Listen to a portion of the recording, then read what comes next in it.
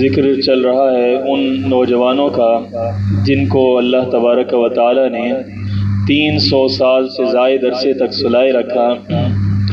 اللہ تعالیٰ کے وہ نیک بندے، اللہ کے وہ ولی جنہوں نے اللہ کی توحید کے لیے، اللہ کی رضا کے لیے اپنی شاہی کو ٹھکرا دیا اور اللہ کے راستے کے اندر نکل پڑے صرف اللہ کی رضا کی خاطر، تو اللہ تبارک و تعالیٰ نے ان کو اس اعزاز سے نوازا کہ قیامت تک ان کا ذکر جو ہے وہ قرآن پاک کے اندر ہو رہا ہے، ہوتا رہے گا انشاءاللہ۔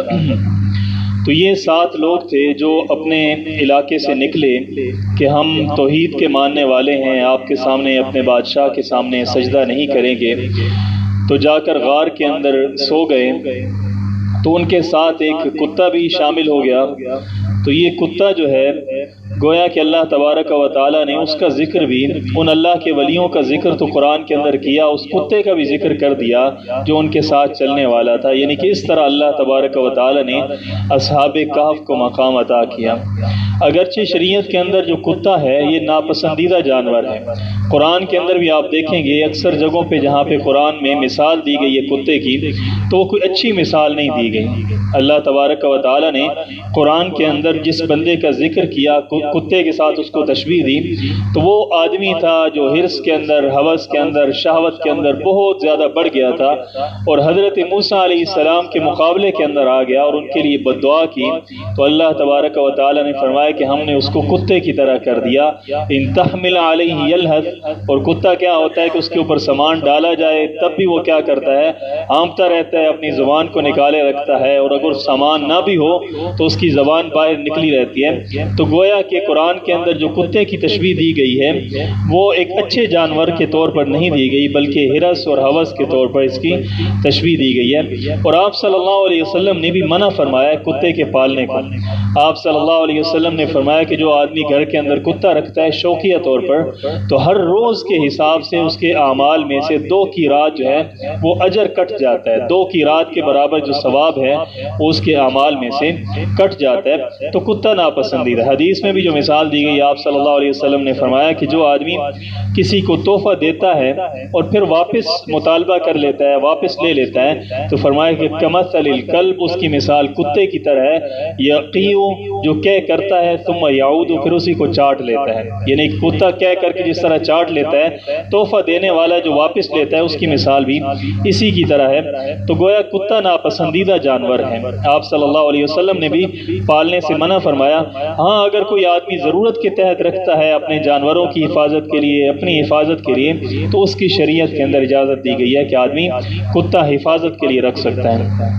اور یہ جو اپنے آپ کو کتا بنا لیتے ہیں کہ ہم فلاں علاقے کے سگ ہیں، فلاں کے سگ ہیں، تو یہ کوئی اچھی تشبیہ نہیں ہے، بلکہ ہمارے ہاں تو کہا جاتا ہے نا ہم سگے مدینہ ہیں، مدینے کے کتے ہیں۔ حالانکہ سیرت کے اندر دیکھا جائے تو آپ صلی اللہ علیہ وسلم جب مدینہ تشریف لائے تو آپ نے ایک صحابی کے ذمہ لگایا کہ جہاں پہ کتا دیکھو اس کو مار ڈالو۔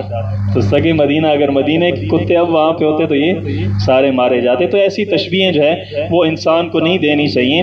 اللہ تبارک و تعالیٰ نے انسان کو اشرف المخلوقات بنایا ہے، تو خام خواہ انسان جو ہے وہ ایسی چیزوں سے، ہاں آپ کہیں کہ ہم مدینے کی مٹی ہیں یا آپ صلی اللہ علیہ وسلم کے قدموں کے ساتھ لگنے والی مٹی ہیں، یہ اس طرح کی تشبیہات جو ہیں وہ آپ دیں، لیکن اس طرح کی تشبیہ دینا ایک ایسی مخلوق کے ساتھ جس کو شریعت کے اندر ناپسندیدہ کیا گیا تو یہ مناسب نہیں ہے۔ تو فرمایا کہ وہ 7 لوگ بھی غار کے اندر ہیں، 300 اور 309 سال گزر چکے ہیں، اور کتا سامنے بیٹھا ہے، اور اگر کوئی آدمی وہاں پہ جھانکتا تو ایسے جو ہے اس کے دل کے اندر روب پیدا ہو جاتا ہے۔ ایسے اللہ تبارک و تعالیٰ نے ان کو رکھا۔ اب یہ وہاں پر رہے، اور اللہ تبارک و تعالیٰ نے ایک احسان یہ کیا کہ اتنا عرصہ تک سونے والے آدمی جو ہے وہ ایک ہی پہلو پر اگر سوتا رہے تو اس کے لیے کیا ہوتا ہے، بہت بڑا تکلیف کا باعث بنتا ہے۔ تو فرمایا کہ نقلبہم ذات الیمین و ذات الشمال، ہم ان کو پلٹتے بھی رہے، یعنی کہ دائیں طرف بھی پلٹتے رہے اور بائیں طرف بھی ہم ان کو پلٹتے رہے۔ تو اس سے ایک بات یہ بھی پتہ چلتی ہے کہ اگر آدمی رات کے وقت سوتا ہے تو شریعت کے اندر یہ حکم ہے کہ آدمی کو دائیں کروٹ پر سونا چاہیے، لیکن اگر کوئی آدمی زیادہ دیر تک سوتا ہے تو ایک ہی کروٹ پر سوتے سوتے انسان کو کیا ہو جاتا ہے، تکلیف ہونے لگ جاتی ہے۔ تو شریعت میں اس بات کی اجازت ہے کہ آپ تھوڑی دیر کے لیے آپ بائیں کروٹ پہ بھی اگر لیٹ جائیں تو اس کی اجازت، اور قرآن کی اس حکم سے بھی پتہ چل رہا ہے کہ اللہ تبارک و تعالیٰ کیا فرما رہے ہیں کہ ہم ان کو پلٹتے رہیں دائیں طرف بھی اور بائیں طرف بھی۔ تو اگر کوئی آدمی تھوڑی دیر کے لیے اپنے دائیں پہلو کو سہولت دینے کے لیے بائیں کروٹ پر 5-10 منٹ کے لیے آدھے گھنٹے کے لیے لیٹ جاتا ہے تو اس کی شریعت کے اندر گنجائش ہے، لیکن پسندیدہ یہ ہے کہ انسان کو دائیں کروٹ پر سونا چاہیے۔ اور جو ہمارے ہاں ایک سونے کی ترتیب ہے کہ بالکل الٹا ہو کے سوتے ہیں، تو آپ صلی اللہ علیہ وسلم نے فرمایا کہ اللہ کے ہاں سب سے ناپسندیدہ جو سونے کا طریقہ ہے وہ یہ ہے کہ انسان کیا ہے، الٹا ہو کر سوئے۔ لیکن کیا کریں، ہم نے سونا ہوتا ہے 15-15 گھنٹے 16-16 گھنٹے، تو دونوں سائڈیں بھی تھک جاتی ہیں تو ہم کیا کرتے ہیں، پھر الٹا سو جاتے ہیں۔ تو یہ ایسا اتنی لمبی نیند بھی نہیں لینی چاہیے کہ آدمی کا جسم بھی تھک جائے، تو اس طریقے سے سونا بھی جائز ہے۔ اب جب 300 سال گزر گئے تو ان کو اللہ تبارک و تعالیٰ نے جگایا، تو یہ ایک دوسرے سے پوچھنے لگے کہ ہم کتنا عرصہ ٹھہرے ہیں۔ تو ایک گروہ نے کہا کہ ہم ایک دن یا دن کا کچھ حصہ ٹھہرے ہیں، دوسرے گروہ نے کہا کہ ہم اللہ رب العزت بہتر جانتے ہیں۔ تو چنانچہ انہوں نے ایک بندے کو اپنے میں سے بھیجا کہ آپ جاؤ یہ سکہ لے کر شہر کی طرف اور کھانا لے کر آؤ، یعنی کہ اتنے عرصے سونے کے بعد ان کو بھوک بھی لگ گئی تھی۔ تو اب جب بھوک لگی تو انہوں نے کہا کہ یہ سکہ لے کر جاؤ اور شہر سے کھانا لے کر آؤ۔ اب یہ شہر کون سا تھا، تو اس کے بارے میں مختلف مفسرین کی آراء ہے۔ کچھ مفسرین کا خیال یہ ہے کہ یہ ترکی کا علاقہ تھا۔ ترکی کے جو آج کل ہم نقشہ دیکھیں نا تو ازمیر کا ایک علاقہ ہمیں وہاں پر نظر آتا ہے، تو اس کے چند میل دور ایشیائے کوچک جو ہے نا وہ شروع ہوتا ہے، تو اس علاقے کا واقعہ ہے۔ بعض مفسرین کا خیال یہ ہے، اس طرف بھی اکثر مفسرین گئے ہیں، لیکن جو زیادہ تر مفسرین ہیں نا ان کی رائے یہ ہے کہ اردن کا علاقہ تھا۔ اردن کا عمان کا جو علاقہ ہے اس علاقے کے اندر یہ واقعہ پیش آیا تھا۔ باقی شام کے بارے میں مفسرین نے لکھا ہے، اسی طریقے سے اسپین کے بارے میں بھی لکھا گیا ہے کہ اسپین کے اندر یہ واقعہ پیش آیا۔ بلکہ کہتے ہیں کہ یہ مسجد قرطبہ جو 1963 کے اندر جب بنائی گئی تھی تو اس کی جب جڑیں اور بنیادیں رکھنے کے لیے انہوں نے کھودا تو نیچے سے کچھ ایسی چیزیں برآمد ہوئیں جس سے محسوس ہوتا تھا کہ یہ 7 بندوں کی جو ہے نا وہ اجسام ہیں، یہ کتا ہے، یہ اس طریقے سے محسوس ہوئے تھے۔ تو اکثر جو ہے مفسرین اندلس کے جو ہیں خاص طور پر اسپین کے، وہ یہ کہتے ہیں کہ یہ واقعہ ہوئے اسپین کے اندر ہے، تو وہ اس بات کو امام قرطبی ہیں بڑے مفسر ہیں، وہ بھی یہ کہتے ہیں کہ یہ ہمارے علاقے کا ہی واقعہ ہے۔ الی المدینہ، شہر کی طرف بھیجا انہوں نے ایک بندے کو سکہ دے کر، فلینظر، اور انہوں نے ساتھ میں کہا کہ فلینظر، پس دیکھ لینا، ایھا ازکا طعاما، کہ کھانا جو لے کر آنا ہے وہ پاکیزہ کھانا ہونا چاہیے۔ ازکا کا مطلب کیا ہے، پاکیزہ کھانا۔ تو اس سے مفسرین نے لیا ہے کہ اس زمانے کے اندر یہ ہوتا تھا کہ لوگ اپنے بتوں کے نام پر، غیر اللہ کے نام پر کیا کرتے تھے، کھانا بنایا کرتے تھے، تقسیم کرتے تھے۔ تو انہوں نے تاکید کی کہ جا کر جب کھانا لینا ہے تو اس بات کا خیال رکھنا ہے کہ ایسا نہ ہو کہ غیر اللہ کے نام کا کھانا لے کر آؤ، شرکیہ جس چیز کے اوپر نام پکارا گیا ہو ایسا کھانا لے کر نہ آنا، بلکہ پاکیزہ کھانا لے کر آنا۔ اور دوسرا معنی مفسرین نے یہ کیا ہے کہ چونکہ یہ شہزادے تھے، بڑے لوگ تھے، نیک لوگ تھے، اچھے لوگ تھے، تو انہوں نے کیا کیا، تو ان کے مزاج کے اندر بھی نفاست تھی، تو انہوں نے کہا کہ اچھی قسم کا کھانا جو معیاری کھانا ہے وہ لے کر آنا چاہیے۔ ازکا طعاما، جو پاکیزہ کھانا وہ لے کر آنا، فلیاتکم، پس وہ لے کر آئیں تمہارے پاس، برزق منہ، اس میں سے کھانا، ولیتلطف، اور چاہیے کہ وہ بات کریں نرمی کے ساتھ، نرمی کا معاملہ کریں۔ ایسا نہ ہو کہ کھانے کے معاملے میں جھگڑا کریں اور جب جھگڑا ہو جائے تو سارے لوگوں کو پتہ چل جائے کہ یہ تو وہی لوگ ہیں جو بادشاہ سے بھاگے ہوئے ہیں۔ تو نرم انداز کے اندر بات کرنی ہے۔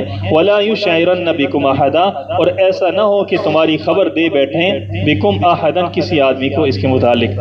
انہم، بے شک وہ لوگ، ان یظہروا علیکم، اگر ان کے اوپر ظاہر ہو گیا، اگر وہ ظاہر ہو گئے، ان کو پتہ چل گیا، علیکم، تمہارے اوپر مطلع ہو گئے، یرجموکم، تو وہ تمہیں کیا کریں گے، یرجموکم، تمہیں پتھر مار مار کر ہلاک کر ڈالیں گے۔ تو پرانا طریقہ جو ہے نا وہ 2 طریقے مشہور تھے، ایک تو یہ ہے کہ سولی پر چڑھا دیا جاتا تھا اور دوسرا یہ ہے کہ سنگسار کر دیا جاتا تھا۔ تو یرجموکم، تو اگر انہیں پتہ چل گیا، ان کے اوپر مطلع ہو گئے، یرجموکم، تو وہ تمہیں پتھر مار مار کر ہلاک کر ڈالیں گے۔ او یعیدوکم، اگر نہ ماریں گے تو پھر کیا کریں گے؟ او یعیدوکم، یا پھر تمہیں پلٹا دیں گے فی ملتہم، اپنے دین کے اندر، یعنی کہ دوبارہ تمہیں شرک کے اندر مبتلا کر دیں گے۔ ولن تفلحوا، اور ہرگز تم کامیاب نہیں ہوگے، اذن تب ابداً، ہمیشہ ہمیشہ کے لیے۔ اگر تم ان کی ملت کی طرف پلٹ گئے، دوبارہ شرک کرنا شروع کر دیا، تو پھر تم کیا ہو جاؤ گے؟ ہمیشہ ہمیشہ کے لیے ناکام ہو جاؤ گے۔ وَكَذَلِكَ، اور اسی طریقے سے اعثرنا علیہم، ہم نے ظاہر کر دیا ان کے اوپر، لیعلموا، کن کے اوپر ظاہر کر دیا؟ اب ہوا یہ کہ یہ بندہ سکہ لے کر گیا، اس کا نام بھی کتابوں کے اندر آتا ہے یملیخیا، اس طرح کوئی نام تھا، تو یہ سکہ لے کر گیا، کتابوں کے اندر آتا ہے کہ یہ نکلا، بڑا حیران ہوا شہر کے حالات دیکھ کر کہ یہاں پر تو کوئی مکان نہیں تھا، اب یہاں پہ مکان بن گئے ہیں، لوگوں کے لباس کے اندر تبدیلی، زبان کے اندر تبدیلی، اور بہت ساری تبدیلیاں دیکھ کر بڑا، کبھی چلتا تھا کبھی رکتا تھا، بڑا حیران ہو کر جو ہے نا وہ دیکھتا تھا۔ بالآخر وہ ایک دکان پر گیا اور اس نے جا کر کہا کہ ہمیں کھانا دو، اور اس نے وہ سکہ جب دیا، اب جب سکہ دیا تو 309 سال کے بعد جس بادشاہ کے زمانے کا سکہ تھا، اس کو مرے ہوئے بھی سالوں کے سال گزر چکے تھے، تو وہ آدمی جو ہے نا دکاندار کبھی سکے کو دیکھتا تھا کبھی اس کے منہ کو دیکھتا تھا کہ سکے کے اوپر جس بادشاہ کی تصویر بنی ہے وہ تو 300 سال پہلے گزر چکا ہے، اور اس کا نام تفسیروں کے اندر آتا ہے دقیانوس، دقیانوس نام تھا جس سے بچ کر یہ لوگ نکلے تھے وہاں سے۔ یہ ہمارے ہاں بھی زبان لفظ استعمال ہوتا ہے نا، فلاں آدمی تو بڑا دقیانوسی مزاج کا حامل ہے، اس کے خیالات جو ہیں بڑے دقیانوسی ہیں، یعنی کہ پرانے خیالات کا مالک ہیں۔ تو یہ اس بادشاہ کے زمانے میں غار میں گئے تھے، اور اب جب یہ باہر نکلے ہیں تو اب وہ جو بادشاہ تھا چند سالوں کے بعد اس کو کسی اور نے فتح کر لیا علاقے کو، تو وہ جو نیا بادشاہ بنا تھا وہ کیا تھا؟ وہ عیسائی تھا، موحد تھا۔ تو وہ نیا بادشاہ جو ہے نا، اس کا نام بھی کتابوں کے اندر آتا ہے، تھیوڈیس نام تھا اس کا غالباً، تو وہ اس وقت بادشاہ بن چکا تھا۔ تو انہوں نے کہا، اس دکاندار نے کہا کہ یہ سکہ کہاں سے لیا؟ اس نے کہا ہمارا اپنا سکہ ہے۔ تو اس نے کہا نہیں، یہ لگتا ہے کہ آپ کو کوئی خزانہ مل گیا۔ تو اس نے کہا خزانہ وزانہ نہیں ملا، ہمارا اپنا سکہ ہے جو ہم آپ کو دے رہے ہیں۔ تو اس نے کہا نہیں، اس بادشاہ کو تو مرے ہوئے اتنے سال گزر چکے ہیں۔ تو پھر اب جب بات چیت چل رہی تھی تو اتنی دیر کے اندر باقی دکاندار بھی اکٹھے ہو گئے، تو اس بیچارے کو بتانا پڑ گیا تو میں اکیلا نہیں ہوں بلکہ ہم کیا ہیں، 7 لوگ ہیں، اور اس طریقے سے ہم نکلے ہیں۔ تو انہوں نے ان کو بتایا کہ دیکھو یہ تو بہت سال گزر چکے ہیں، آپ سوئے رہے ہیں، 300 سال تقریباً گزر چکے ہیں۔ تو یہی بات چیت چل رہی تھی، اتنی دیر کے اندر اس بادشاہ تک بھی بات پہنچ گئی، تو بادشاہ بھی آ گیا۔ تو انہوں نے کہا کہ ہمیں ملاؤ، جو باقی 6 لوگ ہیں ان کے ساتھ بھی ہم نے ملنا ہے۔ تو یہ ان سب کو لے کر جو ہے نا غار کے اندر دوبارہ آئے۔ جب غار کے اندر آئے تو اب لوگوں نے دیکھا، اللہ تعالیٰ کی شان ہے کہ 300 سال گزر چکے ہیں اور یہ آدمی جو ہے نا وہ سوتے رہے ہیں۔ تو یہی معاملات چل رہے تھے، تو وہ لوگ آپس کے اندر بات چیت ان کی چل رہی تھی۔ تو یہ لوگ آئے دوبارہ غار کے اندر، دوبارہ جب سوئے تو اللہ تبارک و تعالیٰ نے ان کے اوپر موت طاری کر دی۔ فرمایا کہ وَكَذَلِكَ أَثَرْنَا عَلَيْهِمْ، اور اسی طریقے سے ہم نے ان کو ظاہر کر دیا لوگوں کے اوپر، لِيَعْلَمُوا، تاکہ وہ جان لیں، أَنَّ وَعْدَ اللَّهِ حَقٌّ، کہ اللہ تعالیٰ کا وعدہ جو ہے نا وہ حق، وہ سچا ہے۔ اب ہوا یہ کہ یہ اس زمانے کے اندر جو یہودی تھے، ان لوگوں کا آخرت کے متعلق جو ہے نا وہ ایمان عقیدہ بڑا کمزور ہو چکا تھا۔ بعض لوگ کہتے تھے کہ مرنے کے بعد جو ہے نا صرف روح ہی باقی رہ جاتی ہے، انسان کا جسم دوبارہ زندہ نہیں ہوگا، جسم ختم ہو جاتا ہے۔ بعض جو لوگ صحیح العقیدہ تھے وہ کہتے تھے کہ نہیں، قیامت کے دن اللہ تعالیٰ جسم کو بھی زندہ کریں گے۔ تو وہ یہودی کہتے تھے کہ یہ جسم اتنے سال گزرنے کے بعد کیسے زندہ کرے گا اللہ تبارک و تعالیٰ، کیسے اس کے اندر اللہ تعالیٰ روح ڈالیں گے؟ تو اللہ تبارک و تعالیٰ فرماتے ہیں کہ یہ جو سارا معاملہ تھا یہ ہم نے اسی لیے کیا کہ لیعلموا، تاکہ وہ جو یہودی شک و شبہ کے اندر مبتلا تھے اور بادشاہ کو بھی انہوں نے مشکوک بنا دیا تھا، متردد بنا دیا تھا، تاکہ وہ جان لیں ان وعد اللہ حق، کہ اللہ تعالیٰ کا جو وعدہ ہے حق، وہ سچا ہے۔ اور وہ وعدہ کون سا ہے؟ قیامت کا وعدہ ہے کہ اللہ تعالیٰ انسان کے جسم کے اندر روح کو دوبارہ ڈالیں گے۔ وَأَنَّ السَّاعَةَ، اور یہ کہ قیامت لا ریب فیہا، اس کے اندر کوئی شک نہیں ہے، اس گھڑی کے اندر، اس قیامت کے اندر کوئی شک نہیں ہے۔ اذ یتنازعون بینہم، اب جب یہ سارا معاملہ ہو گیا تو وہ لوگ باہر کھڑے ہیں آپس کے اندر کہ اب ان کے ساتھ کیا کرنا چاہیے۔ تو اذ یتنازعون، یاد کرو جب اذ یتنازعون، جب وہ لوگ آپس کے اندر تنازع کر رہے تھے، جھگڑ رہے تھے، بینہم ایک دوسرے کے ساتھ امرہم اس معاملے کے اندر فقالو پھر کہا ان لوگوں نے ابنو علیہم کہ بنا لو ان کے اوپر بنیانن کوئی عمارت بنا لو. یہ جو لوگ اللہ کے نیک بندے ہیں یہ اب چونکہ فوت ہو چکے ہیں تو ہمیں یہ کرنا چاہیے کہ اس کے اوپر کوئی عمارت بنا لینی چاہیے, کوئی اس طرح کی کوئی مینار بنا لینا چاہیے, کوئی اس طرح کی عمارت جو ان کی پہچان کے لیے باقی رہے. تو چونکہ وہ عیسائیوں کا زمانہ تھا اور عیسائیوں کی عادت یہ ہے کہ اپنی عبادت گاہوں کے اوپر ستون بناتے ہیں, زیادہ تر ستون بنانے کی ان کی عادت ہے, تو بعض لوگوں نے کہا کہ ان کے اوپر ہمیں کیا کرنا چاہیے, ستون بنا لینا چاہیے. ربہم اعلم بہم, ان کا رب اعلم زیادہ جانتا ہے بہم ان کو, یعنی کہ اللہ تعالیٰ ان کی شان کو جانتے ہیں کہ یہ کتنے اللہ تعالیٰ کے مقرب ہیں, اللہ کے کتنے پیارے ہیں, تو اللہ تعالیٰ ان کو بہتر جانتے ہیں. قال کہا الذین ان لوگوں نے غلبوا علی امرہم جو غالب آ گئے علی امرہم ان کے معاملے کے اوپر, جن کو غلبہ حاصل ہو گیا, جن کو طاقت حاصل ہو گئی, یعنی کہ جو حکمران طبقہ تھا, بڑے لوگ تھے, سردار تھے, انہوں نے کہا لنتخذن علیہم ہم ضرور بنائیں گے اس کے اوپر مسجدن مسجد بنائیں گے, یعنی کہ ہم ان کے اوپر جو ہے وہ مسجد کو قائم کر دیں گے. اب یہ جو حکمران طبقہ تھا ان کا بھی غرض کیا تھی, ان کی غرض یہ تھی کہ جب مسجد بنے گی اس کے اوپر تو لوگ کیا کریں گے, آئیں گے, دیکھیں گے کہ یہ اللہ کے نیک بندے تھے, وہاں پر آ کر نماز پڑھیں گے, اپنے اس وقت کی جو عبادت ہے اس کو قائم کریں گے. تو انہوں نے کہا کہ لنتخذن علیہم مسجدا, ہم ضرور بھی ضرور ان کے اوپر بنائیں گے مسجدن مسجد کو بنائیں گے. اب یہاں سے بعض لوگوں نے ثابت کیا کہ نیک لوگ جو مرتے ہیں ان کی قبر کے اوپر مسجد بنانا کیا ہے, وہ جائز ہے. اب اس طرح کی دلیلیں اور اس طرح کے جو ہے نا استدلالات وہ لوگ کرتے ہیں اپنے پاس سے تفسیریں کر کے. حالانکہ دوسری طرف آپ دیکھیں نا, آپ صلی اللہ علیہ وسلم نے بالکل واضح طور پر منع فرما دیا, بلکہ آپ صلی اللہ علیہ وسلم کی جب وفات کا وقت قریب آیا تو حدیث کے اندر آتا ہے کہ آپ صلی اللہ علیہ وسلم کمبل آپ نے اپنے اوپر لیا ہوا تھا, اور آپ کبھی اپنے چہرے کے اوپر کرتے اور کبھی نیچے ہٹا دیتے, اور آپ صلی اللہ علیہ وسلم نے فرمایا کہ لعنت اللہ علی الیہود والنصارى, اللہ تعالیٰ کی لعنت ہو یہودیوں کے اوپر اور انصارہ کے اوپر, کہ اتخذوا قبور انبیائہم مساجدا, کہ جنہوں نے اپنے نبیوں کی قبروں کو مسجدیں بنا دیا, یعنی کہ انبیاء کی قبروں کو مساجد بنا دیا. تو آپ صلی اللہ علیہ وسلم تو ان کے اوپر لعنت کر رہے ہیں, اور ہم کیا کہتے ہیں کہ مسجدیں بنانا کیا ہے, وہ جائز ہے. تو یاد رکھیں کہ اکثر مفسرین کا خیال یہ ہے کہ قال الذین غلبوا, یہ جو غلبہ حاصل کرنے والے لوگ تھے یہ بھی کیا تھے, یہ بھی شرک پسند تھے, ان کو بھی آپ معاہد نہیں کہہ سکتے. وہ جو لوگ عمارت بنانے کے قائل تھے وہ بھی کافر تھے, مشرک تھے, اور جو کہتے تھے مسجد بنائی جائے وہ بھی کیا کرتے تھے, شرک کرنے والے لوگ تھے. تو ان کی بات جو ہے نا وہ ہمارے لیے دلیل نہیں بن سکتی.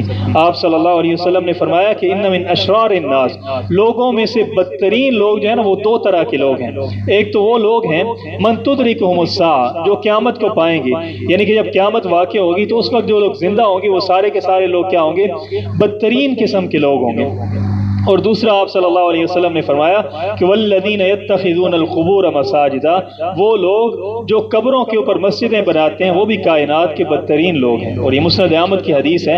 تو آپ صلی اللہ علیہ وسلم نے بالکل واضح طور پر منع فرما دیا. سیقولون, ان قریب وہ لوگ کہیں گے, کون لوگ کہیں گے, یہودی علماء کہیں گے, جو عیسائیوں کے علماء ہیں وہ کہیں گے, ثلاثۃ, کہ وہ لوگ تین تھے, رابعہم کلبہم, اور ان میں سے چوتھا جو ہے وہ کلبہم, وہ ان کا کتا تھا, یعنی کہ تین لوگ تھے اور چوتھا ان کا کتا تھا.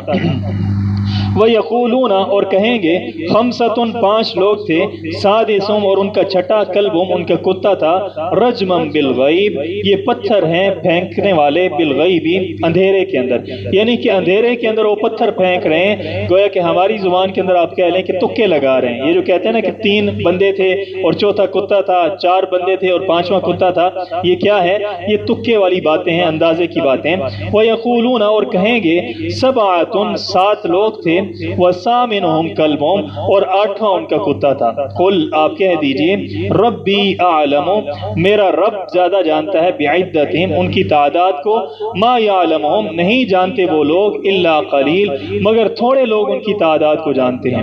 حضرت عبداللہ ابن عباس رضی اللہ تعالیٰ عنہ فرماتے ہیں کہ الا قلیل کے اندر میں بھی شامل ہوں, ان تھوڑے لوگوں کے اندر جن کو ان کی تعداد کا علم ہے ان میں بھی شامل ہوں. تو پوچھا گیا کہ حضرت جی کتنی تعداد تھی, تو انہوں نے کہا 7 بندے بندے تھے اور 8واں کتا تھا۔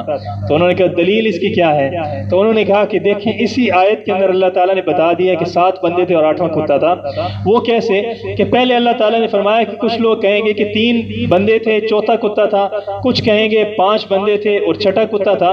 رجما بالغیب، یہ کیا ہے؟ اندازے کی باتیں ہیں، تکے ہیں، اندھیرے کے اندر تیر چلانے والی باتیں ہیں۔ وَيَقُولُونَ، اور لوگ کہیں گے کہ 7 بندے تھے وَسَامِنُهُمْ كَلْبُهُمْ، اور 8واں کتا تھا۔ اس کے بعد اللہ تعالیٰ نے یہ نہیں کہا کہ یہ تکے کی باتیں ہیں۔ تو اس سے پتہ چلتا ہے کہ پہلی باتیں تکے والی ہیں اور اس کی جو اگلی بات ہے نا وہ زیادہ مناسب ہے کہ ان کی تعداد ہے وہ 7 لوگ تھے اور 8واں ان کا کتا تھا۔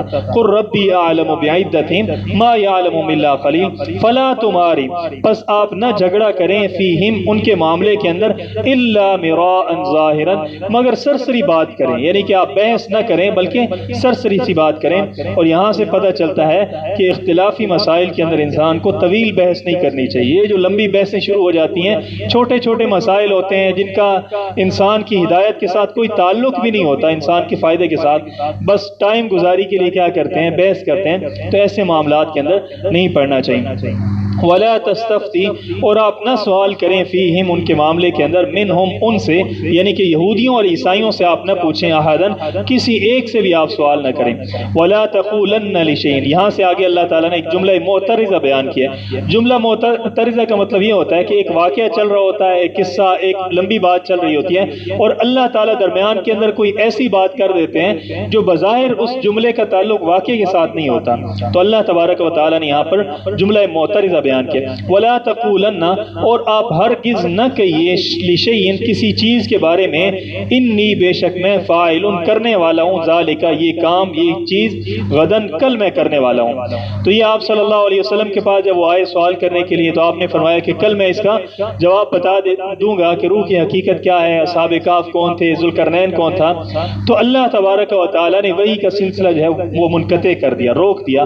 اگلے دن جبریل نہ آئے، 17 دن گزر گئے، یا بعض روایات کے اندر آتا ہے کہ 40 دن گزر گئے اور وحی نہ آئی۔ اور یہ 3 مواقع ایسے تھے کہ جن میں یہ انقطاع وحی والا عمل ہوا ہے۔ 3 مواقع میں سے پہلا موقع وہ تھا کہ جب اقرا بسم ربک الذی خلق، وہ 5 آیتیں نازل ہوئیں اور اس کے 2.5 سال بعد تک وحی کا سلسلہ منقطع رہا۔ تو ایک وہ زمانہ تھا فترت وحی کا، اور ایک جب والضحیٰ نازل ہوئی تو اس سے پہلے بھی بڑے عرصے تک وہی نازل نہ ہوئی، حتیٰ کہ ابو لہب کی جو بیوی تھی وہ کہنے لگی کہ ودع محمد ربہ، کہ محمد صلی اللہ علیہ وسلم کو ان کے رب نے چھوڑ دیا۔ تو اللہ تبارک و تعالی نے سورۃ ضحیٰ نازل کی اور فرمایا کہ ما ودعک ربک وما قلی، یعنی کہ آپ کے رب نے آپ کو نہیں چھوڑا۔ اور تیسرا موقع یہ والا تھا کہ جب وہی کا سلسلہ جو ہے وہ منقطع رہا۔ اصل کے اندر اللہ تبارک و تعالی امت کو یہ سبق دینا چاہتے تھے کہ کوئی بھی معاملہ ہو تو اس معاملے کے اندر کیا کرنا چاہیے، یہ نہیں کہنا چاہیے کہ میں یہ کام کل کر دوں گا، بلکہ اس کے ساتھ کیا کرنا چاہیے، الا ان یشاء اللہ، مگر یہ کہ اگر اللہ تعالیٰ نے چاہا تو، جس کو ہم کہتے ہیں نا کہ انشاءاللہ، اگر اللہ تعالیٰ نے چاہا تو کوئی بھی کام، اس کا مطلب یہ نہیں کہ اگر پرسوں کرنا ہے، مہینے کے بعد کرنا ہے تو پھر آپ بے شک انشاءاللہ چھوڑ دیں۔ مطلب غدن کا یہ ہے کہ بعد کے آنے والی کوئی بھی بات، کوئی بھی وعدہ، کوئی بھی ارادہ آپ نے کرنا ہو تو اس کے ساتھ کیا کرنا چاہیے، انشاءاللہ ضرور کہنا چاہیے، یعنی کہ اپنے معاملے کو اللہ تعالیٰ کے سپرد کر دینا چاہیے۔ تو یہ ایک معمولی سی بات نہیں ہے انشاءاللہ، ہم تو کہہ دیتے ہیں، اس کی حقیقت کا علم نہیں ہوتا۔ حقیقت کے اندر یہ ایک بہت بڑا عقیدہ ہے کہ جو بھی کام ہے وہ کرنے والی ذات جو ہے نا وہ اللہ تعالیٰ کی ذات ہے۔ تو اس عقیدے کے ساتھ انسان کو کیا کرنا چاہیے، انشاءاللہ کہنا چاہیے۔ ہم تو ٹرخانے کے لیے کہتے ہیں، جو کام نہ کرنا ہو تو ہم کیا کہتے ہیں کہ انشاءاللہ، ٹھیک ہے جی آ جائیں گے انشاءاللہ۔ تو اس طریقے سے نہیں کرنا چاہیے، یہ تو شریعت کے ساتھ مذاق ہے۔ الا ان یشاء اللہ، مگر یہ کہنا چاہیے کہ اگر چاہا اللہ تعالیٰ نے تو۔ اب یہ جو انشاءاللہ ہے یہ کب کہنا چاہیے اور کب کا انشاءاللہ معتبر ہے، تو اس کے بارے میں بھی علماء کی مختلف آراء ہیں۔ حضرت عبداللہ ابن عباس رضی اللہ تعالیٰ عنہ کا فرمان یہ تھا کہ اگر کوئی آدمی کہتا ہے کہ میں یہ کام کر دوں گا اور انشاءاللہ کہنا بھول جاتا ہے، تو اگر وہ 1 سال کے بعد بھی انشاءاللہ کہہ دے گا تو وہ اس کے ساتھ جو ہے نا حکم متعلق ہو جائے گا۔ مثال کے طور پر اگر کوئی آدمی کہتا ہے کہ میں یہ کام کر دوں گا انشاءاللہ، یعنی کہ کسی کے ساتھ وعدہ کر رہا ہے، اگر وہ ساتھ میں انشاءاللہ نہیں کہتا، اگر 1 سال کے بعد بھی کہہ دیتا ہے تو وہ اس بات کے ساتھ انشاءاللہ جو ہے وہ متصل ہو جائے گی، اس کے اوپر اس کا حکم لاگو ہو جائے گا۔ اور یہ اس لیے کہا جاتا ہے کیونکہ بعض امور ایسے ہیں کہ جو انشاءاللہ کہنے کی وجہ سے ان کا حکم تبدیل ہو جاتا ہے۔ اگر اللہ نہ کرے کوئی آدمی اپنی بیوی کو کہتا ہے کہ میں تمہیں طلاق دیتا ہوں تو اس سے طلاق واقع ہو جائے، لیکن اگر کوئی بندہ کہتا ہے میں تمہیں طلاق دیتا ہوں انشاءاللہ، اگر وہ ساتھ میں انشاءاللہ کہہ دیتا ہے تو پھر طلاق واقع نہیں ہوگی۔ تو اسی لیے حضرت عبداللہ ابن عباس رضی اللہ تعالیٰ عنہ کہتے ہیں کہ اگر کوئی آدمی کہتا ہے، کوئی بات کرتا ہے، کوئی وعدہ کرتا ہے اور انشاءاللہ کو معلق کر دیتا ہے، 1 سال کے بعد انشاءاللہ کہہ دیتا ہے، تو اس وقت کی انشاءاللہ بھی کیا ہوگی؟ معتبر ہوگی۔ لیکن امام ابو حنیفہ رحمۃ اللہ علیہ کیا کہتے ہیں؟ وہ کہتے ہیں کہ اگر آدمی بات کر رہا ہے اور بات کرنے کے ساتھ میں انشاءاللہ لگا دیتا ہے پھر تو وہ معتبر ہے، لیکن اگر وہ بعد میں انشاءاللہ کہہ دیتا ہے تو اس کا انشاءاللہ کہنے سے اس کا حکم بات کا تبدیل نہیں ہوگا۔ تو یہ بات جو ہے نا خلیفہ منصور ابو جعفر منصور کو یہ بات پہنچی کہ امام ابو حنیفہ رحمۃ اللہ علیہ جو ہے نا وہ اس طرح کہتے ہیں کہ انشاءاللہ جو ہے نا وہ فوراً اگر کہیں تو اس کا حکم لاگو ہوتا ہے، اگر بعد میں کہا جائے تو اس کا حکم لاگو نہیں ہوگا۔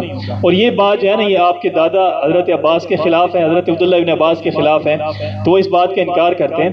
تو یہ جو ابو جعفر منصور تھا اس نے بلوا لیا امام ابو حنیفہ رحمۃ اللہ علیہ کو اور کہا کہ میں نے سنا ہے کہ تم انشاءاللہ کا انکار کرتے ہو، انشاءاللہ کو نہیں مانتے۔ تو انہوں نے کہا نہیں جی میں تو انشاءاللہ کو مانتا ہوں، لیکن یہ جس بات کا دعویٰ یہ کر رہے ہیں نا یہ زیادہ غلط ہے۔ تو اس نے کہا وہ کیسے؟ اس نے کہا دیکھیں جی اگر یہ انشاءاللہ کو ہم مان لیں کہ 1 سال کے بعد بھی انشاءاللہ معتبر ہے تو پھر لوگ ایسے کریں گے، آپ کے پاس آئیں گے، آپ کے ہاتھ کے اوپر بیعت کریں گے کہ میں آپ کے ہاتھ کے اوپر بیعت کرتا ہوں، آپ ہمارے خلیفہ ہیں، ہمارے بادشاہ ہیں، لیکن گھر جا کے کہیں گے کہ انشاءاللہ اگر اللہ تعالیٰ نے چاہا، اور انشاءاللہ کہنے سے ان کی بیعت کیا ہو جائے گی؟ ختم ہو جائے گی۔ تو یہ تو لوگوں کو بغاوت کے اوپر آمادہ کر رہے ہیں۔ یہ اگر مسئلہ لوگوں کو سنایا جائے تو آپ کی تو خلافت خطرے کے اندر پڑ جائے گی۔ تو وہ خلیفہ کو بڑا غصہ ہے، اس نے کہا کہ واقعی اس طریقے سے تو لوگ یہاں پہ آ کے بیعت کریں گے، گھر جا کے کہیں گے انشاءاللہ تو میری بیعت ختم ہو جائے گی، تو انہوں نے اس کو وہاں سے بھگا دیا۔ تو اس لیے ولا تقولن لشیء، اگر آدمی بات کرتا ہے اور فوراً ساتھ میں انشاءاللہ کہہ دیتا ہے تو پھر وہ حکم کیا ہو جاتا ہے؟ وہ اللہ کے حوالے ہو جاتا ہے، وہ حکم لاگو نہیں ہوتا۔ یعنی کہ اگر آپ وعدہ کر رہے ہیں انشاءاللہ آپ نے ساتھ میں کہہ دیا ہے تو آپ کو اس کے اوپر وعدہ توڑنے کا جو زمان اور چٹی دینا پڑتی ہے وہ نہیں دینا پڑے گی۔ ولا تقولن لشیء، کہتے ہیں کہ ایک آدمی کو شوق ہوا کہ بغداد کے اندر بڑے لوگ عالم ہیں، بڑے فاضل قسم کے لوگ ہیں، وہاں پہ جا کے امتحان کرنا چاہیے۔ تو وہ آیا بغداد کے اندر، تو صبح کا وقت تھا، تو وہ جو مین گیٹ تھا اس سے وہ جب داخل ہو رہا تھا تو بہت سارے جو کسان تھے وہ بھی داخل ہو رہے تھے۔ اب انہوں نے سبزیاں اٹھائی ہوئی تھی، تو یہ عالم کہتا ہے کہ ایک کسان، 2 کسان میرے پاس سے گزرے اور کہنے لگے کہ یہ جو انشاءاللہ کا مسئلہ ہے اس کے اندر امام شافعی رحمۃ اللہ علیہ کہتے ہیں کہ 1 سال کے بعد بھی اگر انشاءاللہ کہہ دیا جائے تو معتبر ہے، اور حضرت عبداللہ ابن عباس کا بھی یہی قول ہے، اور امام ابو حنیفہ رحمۃ اللہ علیہ کہتے ہیں کہ اگر فوراً کہا جائے تو انشاءاللہ معتبر ہے، بعد کا کہنا معتبر نہیں ہے۔ تو وہ دوسرا کہنے لگا کہ میرے خیال کے اندر امام ابو حنیفہ کا جو رائے ہے وہ زیادہ جو ہے نا مستند ہے۔ تو اس نے کہا کہ وہ کیسے؟ تو اس نے کہا دیکھیں قرآن کے اندر اللہ تعالیٰ نے حضرت ایوب علیہ السلام کا واقعہ بیان کیا ہے، تو وہاں پر حضرت ایوب علیہ السلام کے واقعے کے اندر آتا ہے کہ ان کی بیوی نے جو ہے نا وہ ایک کام کیا جو حضرت ایوب علیہ السلام کو پسند نہ آیا، تو حضرت ایوب علیہ السلام نے فرمایا کہ جب میں ٹھیک ہو جاؤں گا تو 100 کوڑے ماروں گا اپنی بیوی کو۔ اب جب حضرت ایوب علیہ السلام ٹھیک ہو گئے تو انہوں نے کیا کیا؟ اللہ تبارک و تعالیٰ نے سکھایا کہ آپ ایسے کریں کہ ایک جھاڑو لے لیں اور اس کے اندر 100 تیلے ڈال لیں اور وہ جھاڑو ایک دفعہ مار دیں۔ تو اس نے کہا کہ دیکھیں اگر انشاءاللہ معتبر ہوتا تو اللہ تعالیٰ یہ ہیلہ نہ بتاتے، اللہ تعالیٰ کیا کہتے کہ آپ انشاءاللہ کہہ دیں تو آپ کا حکم کیا ہو جائے گا؟ ساکت ہو جائے گا۔ تو اس سے پتہ چلتا ہے کہ انشاءاللہ اگر بات کے ساتھ فوراً کی جائے تو معتبر ہے، اگر بات کے اندر کہا جائے تو اس کا اعتبار نہیں ہوگا۔ الا ان یشاء اللہ، کوئی بھی بات کرنی ہو، آئندہ کا ارادہ کرنا ہو، الا ان یشاء اللہ تو کیا کہنا چاہیے؟ ان یشاء اللہ، اگر اللہ تعالیٰ نے چاہا تو وذکر ربک، اور یاد کرو اپنے رب کو، اذا نسیت، جب تم بھول جاؤ، یعنی کہ بات کے اندر اگر یاد آ جائے انشاءاللہ کہنا تو اپنے رب کو یاد کرو اور یہ کہو وقل، اور کہہ دیجئے عسیٰ ان یہدینی، ممکن ہے، امید ہے، ان یہدینی ربی، کہ میرا رب ہدایت کرے گا، راستہ دکھائے گا، لاقرب من ھذا، اس سے بھی زیادہ قریبی، رشدن، ہدایت کے اعتبار سے۔ یعنی کہ اگر ایک بات آپ کرتے ہیں اور انشاءاللہ بھول جاتے ہیں تو بات کے اندر اگر آپ کو بات یاد آ جاتی ہے کہ میں نے تو انشاءاللہ نہیں کہا، تو آپ یہ کہہ سکتے ہیں عسیٰ ان یہدینی ربی لاقرب من ھذا رشدا، یعنی کہ انشاءاللہ جو مجھ سے بھول گیا ہے اللہ تعالیٰ اس کی بجائے اس سے بھی بہتر کیا کر دیں، مجھے راستہ دکھا دیں، ہدایت کر دیں۔ یہ بعض مفسرین نے کہا کہ اس کا مطلب یہ ہے کہ یہ جو اللہ تبارک و تعالیٰ نے اصحاب کہف کا واقعہ بیان کیا ہے، امید ہے کہ اللہ تعالیٰ اس سے بھی بہتر دلیل نازل کریں گے، لوگوں کی ہدایت کریں۔ اللہ تعالیٰ عمل کرنے کی توفیق۔ الحمدللہ رب العالمین۔ ربنا ظلمنا انفسنا وان لم تغفر لنا وترحمنا لنكونن من الخاسرين ولإخواننا المسلمين۔ صلی اللہ تعالی علی خیر خلقہ محمد۔